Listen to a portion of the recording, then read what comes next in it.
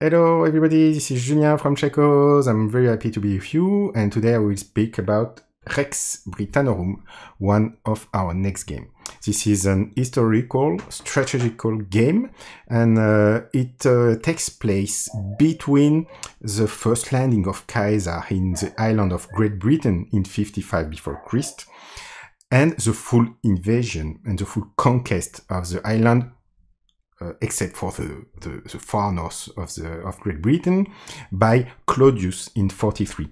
And during these two time frames, this third frame during between these two dates, there was troubled times where Celtic tribes were struggling against each other under the watchful eyes of Rome in order to take the upper hand over the other tribes and to become the Rex Britannorum, the king of Great Britain.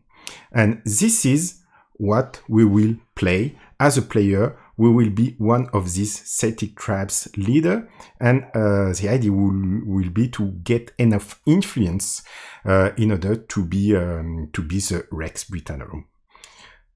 It's not a how to play video. We made one, a shorter one. I encourage you to have a look at it. This time I will play 2 turns just for you to discover how you set up the game and how you really play the game. And as I am alone, I will use the solo mode of the game because you can play solo. You can play at 2 or 3 players, so this will be also a good opportunity for you to see how you play solo to this game, with this game. So, here is the game board. So first we have to set the game board on the table, pretty easy. And as you can see, the game board is split in 3 areas. North in red, center in blue, and south in green. Each of the area is then split into regions. So you have one here with the name of the region. There are 4 in north, 4 in center, and 5 in the south. Then afterwards, inside the regions, you have some location, and there are 2 kinds of location: road locations with circles, and city locations with like a oppidum or fortress symbol. Our goal will be to conquer this location in order to achieve some objectives. So I will come back to you about this objective a bit later when we will discover the setup and the game. So first we set the game board. Afterwards we use the turn marker, put it on the space 1 of the turn track. Afterwards we will set these cards. These cards are called reinforcement cards, and this is some help from Rome that will be sent to a player if during one turn you did not conquer any location on the board. Then you will receive the help from Rome, and it will be one of these cards. So you will be able to choose one of these cards and add it to your hand. So this will give you an advantage afterwards. The idea behind this is for a player we did not get anything to have a small advantage for later. Afterward, we will have to choose one of the Celtic tribes, so one of the kingdom. So we have the choice between Brigantes, Iceni, and Regnienses. I will take the red one, Brigantes, and I will take my scoring board. I will come back later about this on this scoring board in order for you to explain how you use it. Then I will take my troops card. So each player have a deck of 14 troops card, ranging from value 1 to 7, 2 of them. So I have exactly the same deck of cards that my opponents. There is no asymmetry between the kingdoms. We all have the same thing. So I shuffle everything, then I will draw 3 cards. This will be my starting hands. these troops will be used to conquer location, and I will explain you when I will be playing how it works. Then 3 other cards that I will add below my scoring board here, and which is called my recruitment queue, and the deck of remaining card, I put it here, it's my draw deck. After I take the deployment mini cards, here there are 3 of them. Again, I will explain you how we use this card later. I have a card holder. Then my cubes, I have some control cubes here. The control cubes are used to indicate where I did conquer some road location, and I have some oppidum markers here used for cities. So I set them on the side of the board, and I will start by putting one of my control cube on my fief. There will, for each kingdom, a starting fief. This is a small advantage you have on one of the area. It doesn't mean that I have to conquer the if I have the red player. It doesn't mean I have to conquer the red area, because I will have to get to go everywhere on the map in order to get enough influence to become the Rex Britannorum. But this is a small advantage I have on my fief of the Brigantess. I have at start a cube here, and this is the same for all 3 kingdoms, here for the Iceni and here for the Reglienses. After I take my scoring disc, which are here, and I set them here on the what is called the stakes tracks. This will be used to track the common objective of each player. So we have as player 3 objectives. The first one is to have the longest road. I will explain how it works. Here, the number of cities we occupy on the map, and here the number of regions where we are present. So at start, I have a road of 1 location here, thanks to the starting cube. I don't have any cities. Okay, there is no marker of my color on the game board at start, and I am present in 1 region, my fief. So here it is, and I do the same for my opponent. As I explained, my opponent won't be players, but they will be what we call non-player kingdom, and this will we will use the game system to play them, and I will explain how a bit later. So this will be the common objective, and the idea will be to move down to get the most. Depending on the value we have, we will go down the track, and the idea will be to achieve some objectives that are here, some achievements. And again, I will explain when we'll be playing how it works exactly. Then this is common objective, so everybody will see these objectives. So this will be really important. And afterwards, we have some objective cards split in 3 categories. The link. So this is the French version, but the game will be in English as well. City objective and fief objective. This is based on the control of connected location on the board. So based on connection or like a longest road, for example. Cities, it's based on the control of cities in some areas, and fief, it's more based on the control of regions. I will shuffle objective per type, and I will draw one objective for each deck. Here they are. When playing against other human players, normally you keep 2 of them.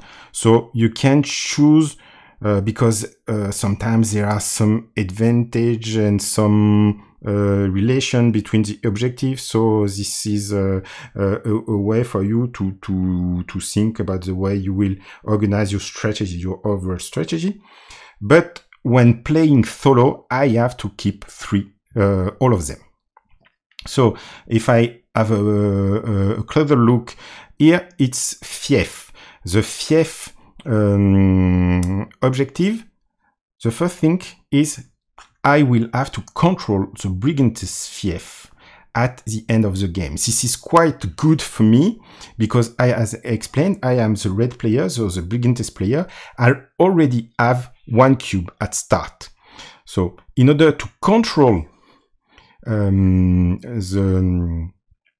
this fief, so this specific region, I will need to have more than half of the location of this region. So there is 1, 2, 3, 4, 5, 6 locations. So in order to achieve this first condition of this objective, I will have to control at least 4 of the location. And this is quite lucky because I already control 1.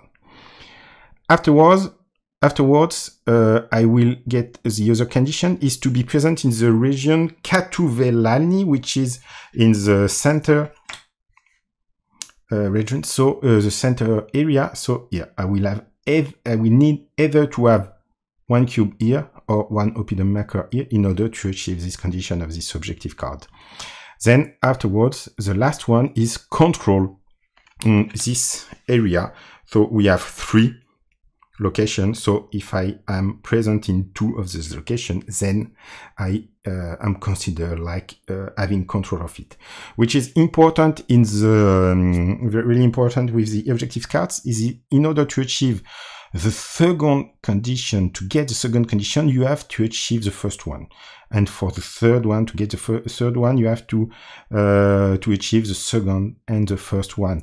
It's not possible to get a victory points to achieve this one without having done the first and the second one. So it's really important first to do this and this and this, or at least to be sure that at one time we will be able to perform this condition.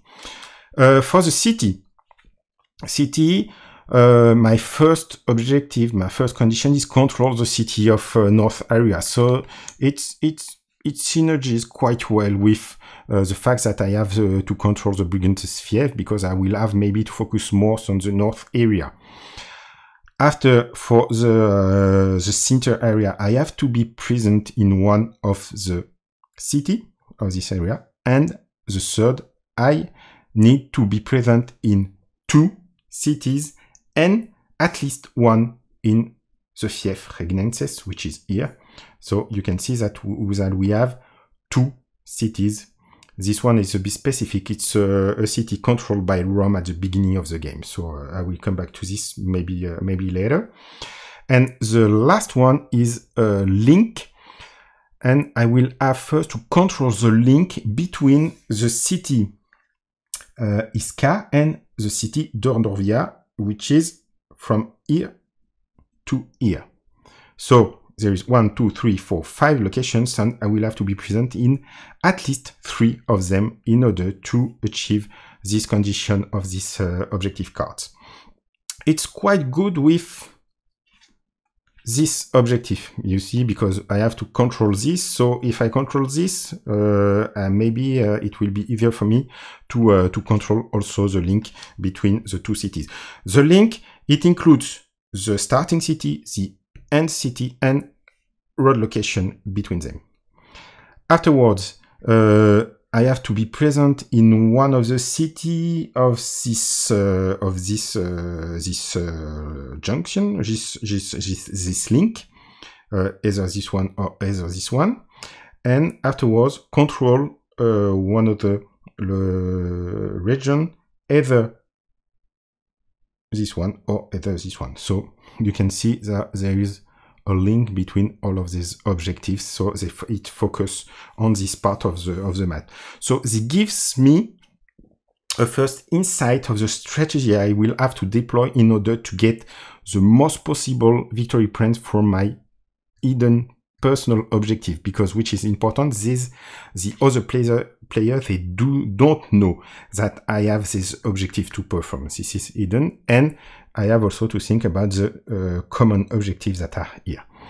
I'm playing solo, so this is more for me in order to get the most possible points, but while playing with other players, it's really important to be maybe able to think about what the other player is trying to do in order maybe to impede his strategy for the strategy for them not to get too many victory points by performing the objectives.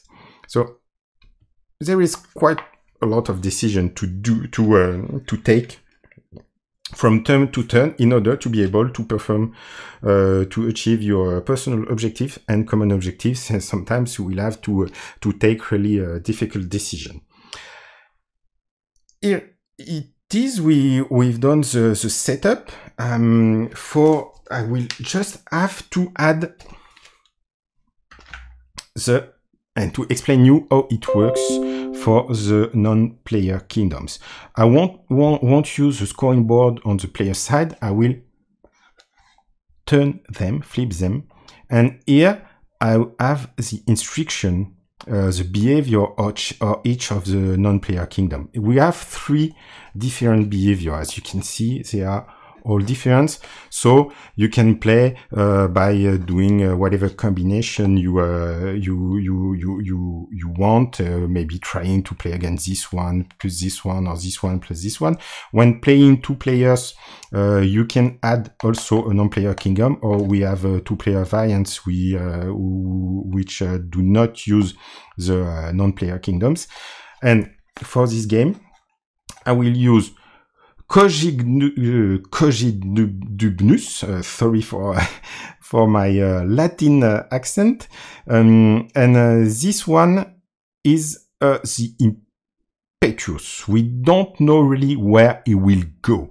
In fact, it explains then when he is gonna deploy his troop, it will be completely random. Here is Prasutagos. Here it's the greedy. So here we know that for the first card he plays to get some location, he will send the card where there are the most location to win. So this is something we have. As a sole player, I have to take this into account, because I know that, for example, there are more locations in north. I will be struggling against Prasutagos because he will send some troops here, and the second card he will send to battle, it will be also random. So here are the 2 behavior of the non-player kingdom I am using, and we will see when playing how it works. So I have made a quick presentation of the way we set up, of the mechanism, maybe of the goal of the game, objectives and everything, and I will start to play. So that way we will discover a bit into more details how everything works together. Okay, so let's go and let's start. Come back to the game board. The first thing we have to do is to determine the turn order. Here we have some spaces indicating which will play first, second and third. When playing solo, in fact, we don't need to determine the turn order, because I'm alone and I play against the non-player kingdom, and they play after me. Always they play after me. But if we play at 2 or 3 players, it may be important sometimes to determine the turn order, because for some phases of the sequence of play, it's maybe important to know who will start. To do that, it's pretty easy. In fact, you count the values each player on each of the 3 tracks, the values that each players did where the disc are. So for example, if I was here, here, and here, my value will be 3 plus 2 is 5 plus 4 is 9, and I compare with the value of the other player, and the one with the highest value we start first, then second value second, and third. If there is a tie in value, then it will be a random determination of the turn order. So for the first turn I start, it's always random. So we have to determine randomly we will start first and so on. So what can be done is you take 3 of the cubes, you throw them, and here you see, up, it will be like that. As I explained you, when playing solo, I don't need it because I'm playing against the game system, and the game system always plays after me. But if you play with other players, it can be important to know who we play first for some phase. So we have to determine the turn order. Afterwards, I will take the bag, and inside the bag there are some tokens. And these tokens, as you see, there are some numbers, letter and numbers on each of the locations. So there are the ID, and I will take 7, 1, 2, 3, 4, 5, 6, 7 tokens. And on each token, you have also the reference of a location. This will be the location we will be able to conquer for this turn. There are 49 locations on the game board, 7 turns, 7 tokens per turn. So at the end, we will have drawn every token. So we will occupy all of the location of the game board. So I have this one here, here, and here for the south area here, and north here and here. So this is now when seeing the token, I have really to try to think about where I will concentrate and which strategy I will put in place in order to get what is most interesting for me. We can see there is 4 locations to get in the center area, so this is quite a lot. I know that Prasutagos will send at least 1 troop here. So the question is, do I want to also go here, knowing that one of the non-player kingdom will send some troops, and it will be maybe more difficult to get this location. Here we have 2 locations, and we have just 1 in the south. However, in the south, this is quite a good location for me, because as I in my my objective cards, I get some victory points if I do control this region, if I do control this link between the 2 cities, and again if I control this region or this region. So maybe it's not the best in terms of numbers of location to get, but it's quite good in terms of my objectives. So we'll see what I will do. But the first thing is I have my starting hand of 3 cards, and I will have to recruit 2 cards. I have 2 options. Either I take some cards from my recruitment queue here, or I draw some cards here, but I don't see what I draw. I have to choose. depending on the card, the power you have on the card. Here, when you have icons on the card, it means that there is a power. I will explain it if we play them. These cards, for example, they don't have power. They are just big cards because the 6 value is better than the 4 value or 1 value. So I have quite good cards in my hand here. It's not maybe very interesting. So I will draw 2 cards. And oh, I'm adding a 5 and a 7, so I have quite a good starting hand with a high value card. The bad thing is that I won't have them for later. So maybe I will have to try to get the most possible location at the beginning, because after it will be maybe a bit more difficult. When playing against other players, it's quite important, because if you take some cards from here, it means that the other players will see them. So they will have an insight, a small insight of what you will be able to do and able to perform. But if I take from here, they don't see it. But on the other hand, I don't see the cards as well. It's also possible to take one here and one here.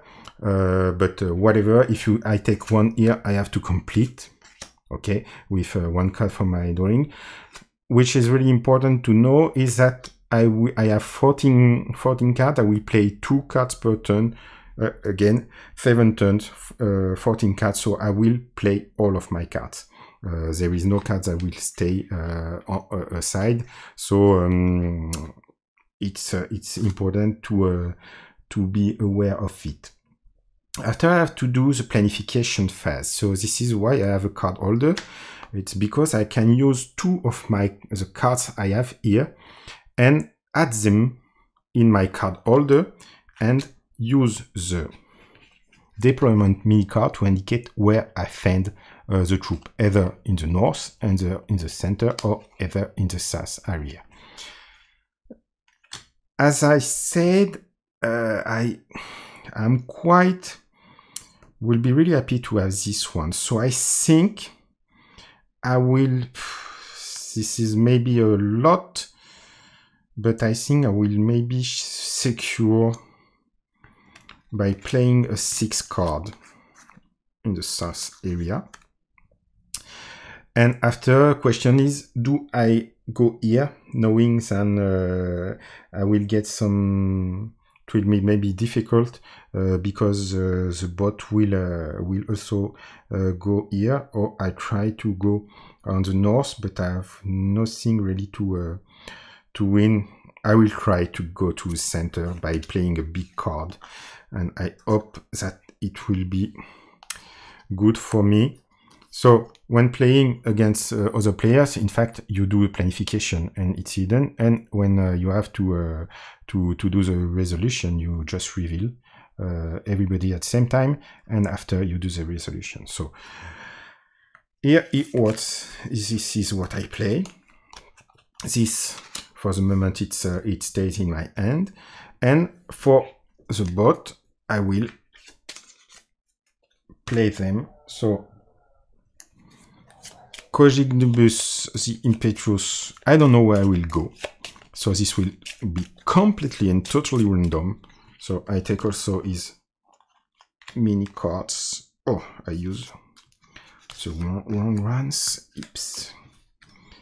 And here. So the mini cards here. So I play it, I turn. Okay, so I don't know where we will send. Up, up, up. And I will take 2 cards. 1, 2, 4 cards and 3 cards, and this one will go to the south and this one will go to the north.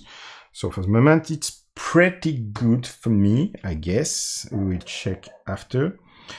And for the Prasutagos, so Prasutagos is easy. He will go first to the center area. So I will just take one randomly. So this one will go. No, I even don't have, because this is automatically will go to center area. Then the second one will go. Okay, he will go to center as well. That's not very good for me because this is a 6 card. So this one goes center as well. So I think it's not very good for me. So after we go for the resolution, oh yes, I went to center again, so I don't remember, but whatever. So for the north area, we see that there is only the green board. I sent some troops here, so 3. Nothing to tell. In fact, he gets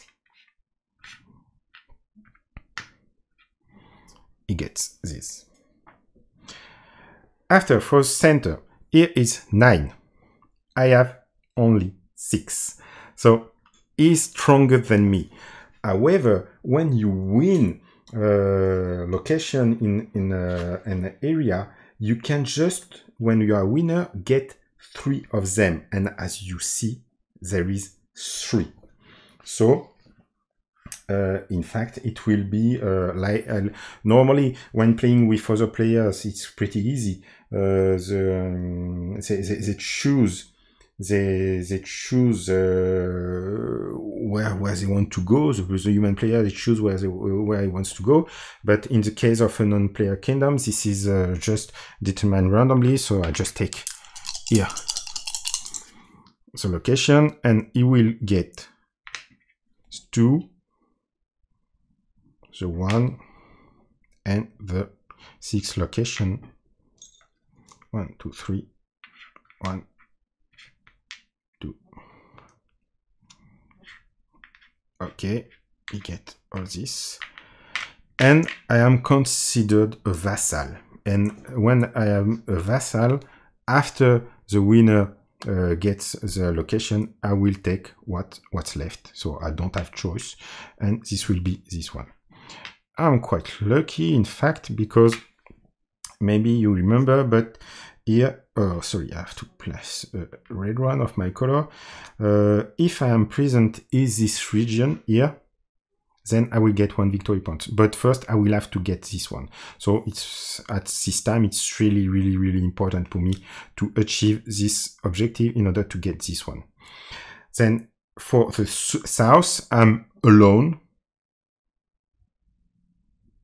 Oh no, here is 4 and I have 7, so I win here also.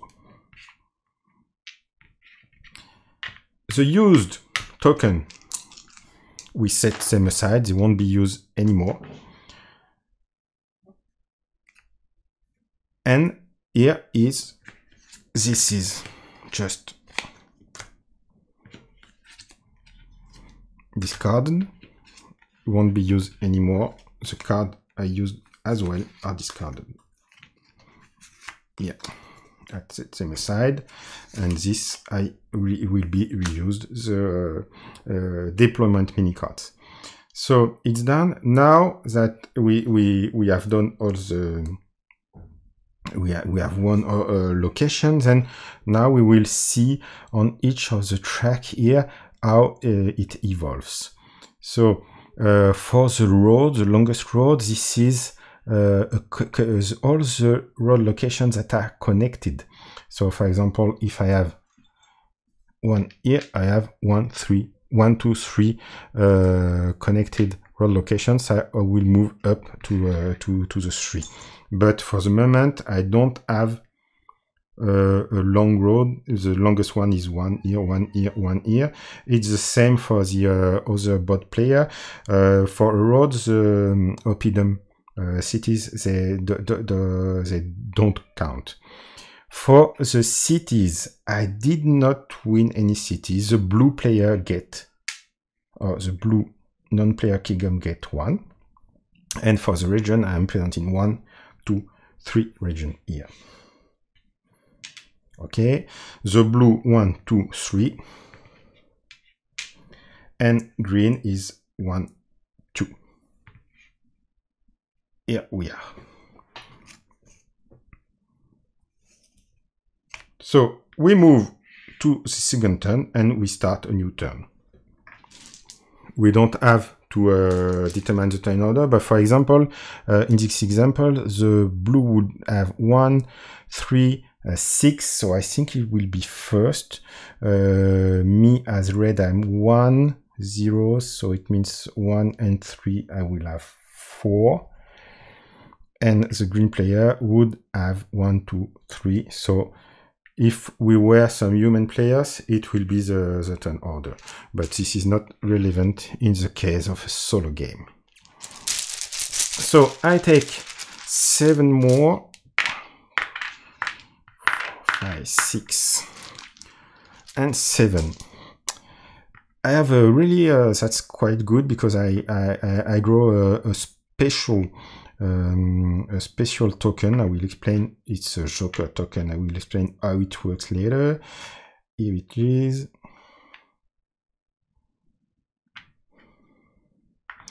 Oh, I think I made. No, it's okay.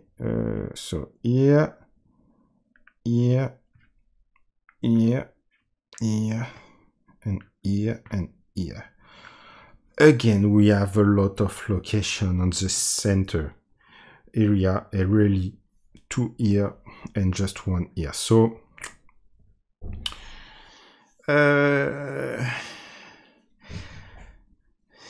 have to choose where I go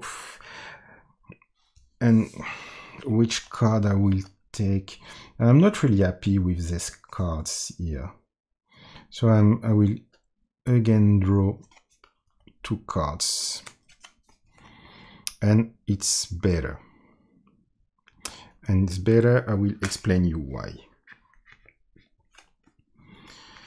I think I will try to go to the north because there are 1 and 2 locations to get, and this one is really a good token to have. So I will send 7 cards, 7 troops to the north. Then after I will use this card. It's not a big card, but there is power here that with this power we'll be able to hire mercenaries. So it means I will be able to take one of the cards played by other players, or non-player kingdom, and add them to my hand, and this will be the opportunity to play a 3rd card, because as you have seen, we have 3rd slot for the cards, and there is some really specific way to use this 3rd slot, and I will explain you. This is one of the cards you can use in order to get the opportunity to get a 3rd card and to play a 3rd card to get quite a good advantage. And to be sure to get something, I will send it to the center, because I know that in the center the blue non-player kingdom will send at least 1 troop. Okay, after this is my remaining hand of cards. Here is the green. So the green, it goes totally random. You see, impetuous. So it doesn't choose, it goes totally randomly. So it will send a 7 card and a 2 card as well. So 7 cards, it's not good for me. I hope he won't send it to a location I am in the north, so it's not very nice. And the north. So this is just bad for me. This is just very bad. But well, this is the way it plays. And center. Here he will send a 3 in center, and after he will send a 2 card.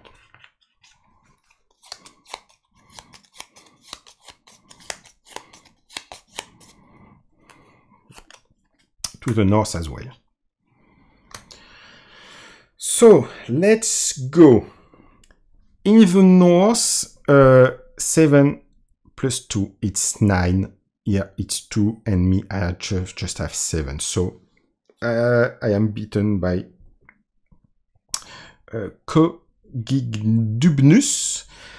And this is not nice for me because I really wanted to get this location. Maybe I should have added more to get it, but well, I try to get a bit lucky, and luck is not on my side, unfortunately. So the green player gets this one, and he gets the Joker token. This token, you have three possibilities. Either you take control of a location which is controlled by ROM. In each area, you have one location controlled by ROM, and you can have more. And I will show you how there can be more location controlled by ROM, or you can cohabit. It means that you can go and cohabit with another player on one of the one road location. So this is quite interesting in order to achieve one of your objective, to be able to do this and to have the opportunity to cohabit, because if you cohabit, it means that you also control this location. And last, so either you can take control of an oppidum location of a city location of ROM, or a city location, road location also controlled by ROM, and I will show you how ROM can control some road locations. So here it's pretty easy. For the non-player kingdoms, I will go to the most juicy target, and it will be the city controlled by ROM at start, so it will go here. So it's not very good for me. I really wanted to get this area, but well, it's not. I did not achieve it. Afterwards, on the center, I have 3 against 2. Again, I lose. This is really maybe what I wanted, because I played a low value card, but I was expecting maybe to get a better card, because the only card that has been sent in the center area is 3 cards. So this is only one I will be able to get thanks to my 2 cards I played thanks to its power. And again, I lose.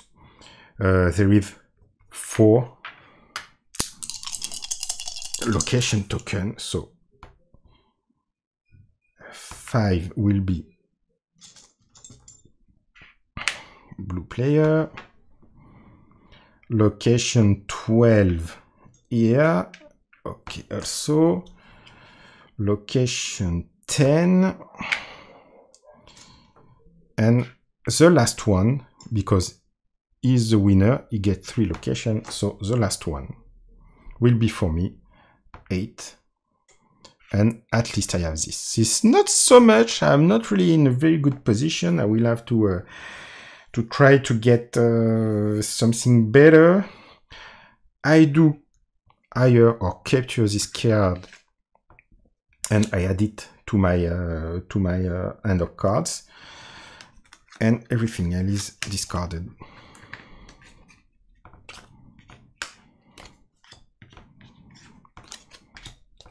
And I just forgot to do the resolution for the SAS area.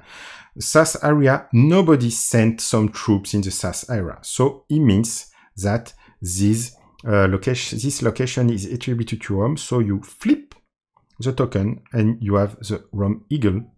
So this is one location we will be able to get using the Joker token of the SAS area, which hasn't been played for the moment.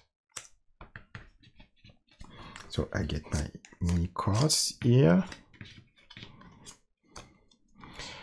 Again, we go back to the stakes track here to see if somebody moves up, moves down the track. We can see that the green player, you have a two location long road. Me as well. and the blue, it just have 1. For the cities, I did not win any city, which is quite bad. The blue player, blue non-player kingdom, I get 3, and the green 1. So I'm really not in a very good position concerning cities. For regions, I am present in 1, 2, 3, 4 regions. Blue is 1, 2, 3, 4 as well. And green 1, 2, 3. Only 3. Okay, it's a second turn. What I will do is I will continue, because this will be the opportunity to see, to show you how we play a third troop card. And well, I am not in a good position, so I will try to get better.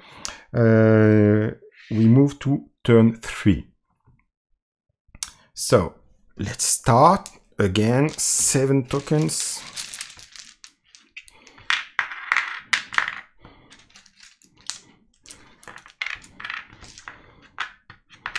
Well, again, we have a lot of tokens in the center area, south. Yes, it's quite evenly distributed this time. Here,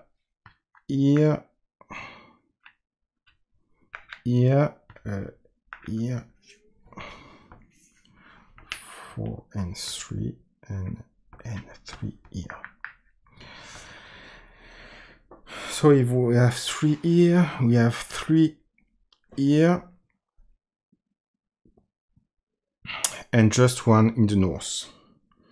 However, again, this is important for me because, as you remember, I have to control this link, so this is really important.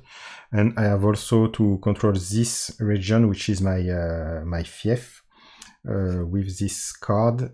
So this one is important, and these one are less important for me because it does not allow me to achieve one of the conditions of my objective cards.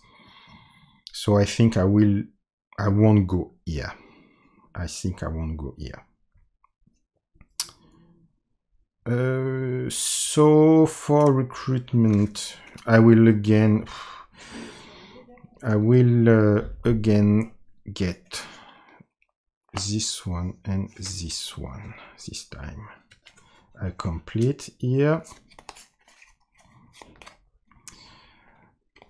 So how it plays when I have a mercenary card is a card of another tribe, of another kingdom.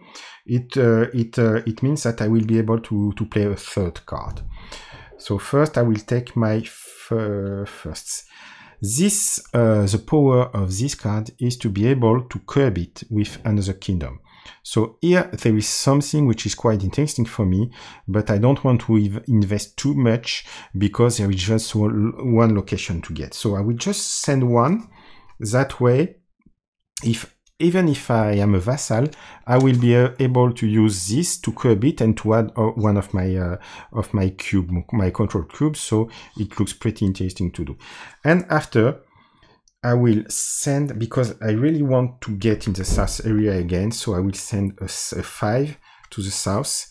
And as you have seen, I have a third slot, and in this third slot, I can place 1 of a card that I did get with thanks to my the power of my 2 value card. Or maybe I will be also able to get or to add some of the reinforcement cards from Rome. And as explained you, this card, you get them if you did not win anything on the board during one turn. You get for free 1 reinforcement card that will be able to use later. And this one, I will also send it to the south. So you see up, south, south, and north. So this is pretty good for me. After, we will check where the green player will send the troops. So we will send a 5 or 2 5 value cards. So which is quite quite big. I hope it will send one to the south and one to the center. And for the blue card, so the first card we sent it where there are the most location token. We have 3 here and 3 here as well. So in case of a tie, we check if there are some joker token. There is none. After which we look if there are some locations, some cities location to get. There are none as well.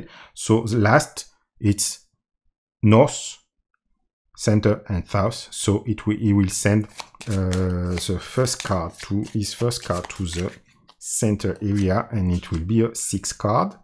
And the second one will be a 4 card, and this time he will send the 4 cards to the center as well, which is quite good for me. This is a good opportunity to explain you also the power of the 4 cards. The power of the 4 cards, it will cancel the effects and the power of 3 cards and 2 cards. Like for example, the turn just before, I used one of my 2 cards to get 1 card from my opponent in the same area. In this case, if there was this 4 value cards, I wouldn't have been able to do it because this card cancels the effect of my 2 and 3 value cards. But hopefully I did not play anything in center, so it's not relevant at the moment. Let's go and see in the north. In the north, it's pretty good because nobody sent anything except me. So I put one of my control cube here. In the center, I did not go to the center area, so it's 10 for the blue player and 5 for the green player or non-player kingdom in this case. So blue will get everything. So you can see that blue is quite present in the blue area, which is pretty logical, I will say. And afterward, for the south, I have 5 plus 3 is 8 against 5. So I have the highest value. So I win 3 locations. And there are only 3 locations. So it means that I get everything. 1, 2, and 3. And I am quite happy of this turn. The other turns were not very good, but this turn is not so bad for me. Okay, so I remove everything. This is discarded.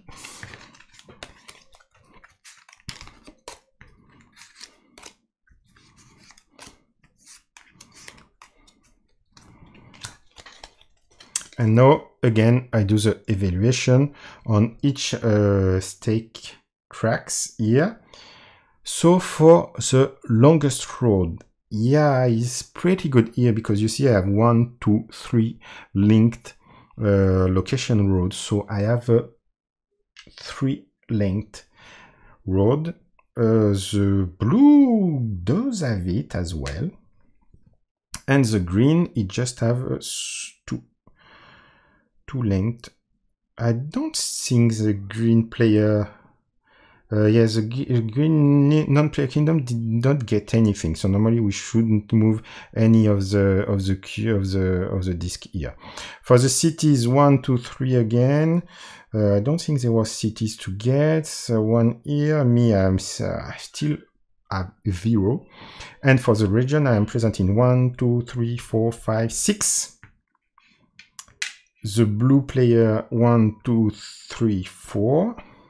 It didn't get any more region. 1, 2, 3, 4. And green 1, 2, 3 again. So it didn't move. So this is nice because I will be able to show you how you get victory points from these tracks. In fact, you see there are some icons close to some value. Here is the first this is some achievement you can get, and this is the first achievement. It means the first player to get there in a given turn will get 1 victory point. This turn we were me and the blue non-player kingdom to get there, so I add 1 cube here to my scoring board. So it means that I have 1 victory point thanks to this achievement. Then, but for example, if blue was here first and next turn I move here, I won't have it because I won't have been the first player to get here in a given turn, because blue would have achieved this achievement first. But this time I get the victory point. We don't use the scoring board for the solo, in the solo mode for the non-player kingdom, because in fact during the non-player kingdom they don't get some victory points. They just impede you in a way to get the victory point fast, or maybe they can avoid you to get the first achievement victory points if they arrive at this achievement first. Then after we have these, which are threshold. This, you get this victory point each time you get to this value. So I get to the value, to the 3, and I get also 1. Whatever I am first or not, as soon as I get to this value, I get a victory point. And afterwards, if I move to the second threshold here, I will add 1, the third I will add 1, and etc. Here, nothing to win, here, nothing to win. So this is the way you score for the common objective. You score victory points for the common objective by performing achievement. Here is max. These achievements are checked at the end of the game, at the end of the 7th turn, and it's pretty easy. The player which is highest on one of the track get 1. If there is a tie, the both player get this achievement and victory point. Here it is. I've explained you almost everything. Just again for the objective cards, it's pretty easy. If I get this condition, I add a cube. This condition, I add a cube. If I don't get this one, but I have this one, unfortunately, it's not possible. I have to perform the first objective and to achieve the first objective in order to be able to score for the second and third one. And that way, I will add at the end of the game all of the cubes I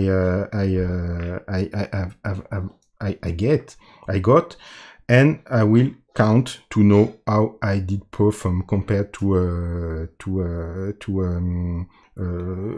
table where it says how good I am. In case with other players, we just compare the values, and the one with the highest values he wins, and this is the way it works. It's over. I hope that you enjoyed this third turn of play. It shows you how it plays solo. When playing against other players, it's also completely different, because you can try to anticipate or to get some insight about how the other player will play. But this is to show you that we can also play solo to Rex Britannorum. It's quite challenging, as you have seen. I tried to get a lot of victory points, but I'm not really in a very good position. But whatever, if it continues, I won't end this game. But idea after is to try to get upper hand and to get more and more victory points in order not to be a too bad Rex Britannorum and don't be sent in the Coliseum facing with some lions, because I was not really a good king. I hope you enjoyed this video. If you have any comments, do not hesitate. If you have questions, you have the comments area. You can you can ask question or whatever you want. And I hope to see you soon for another video about Rex Britannorum or maybe another game. Bye bye and thank you!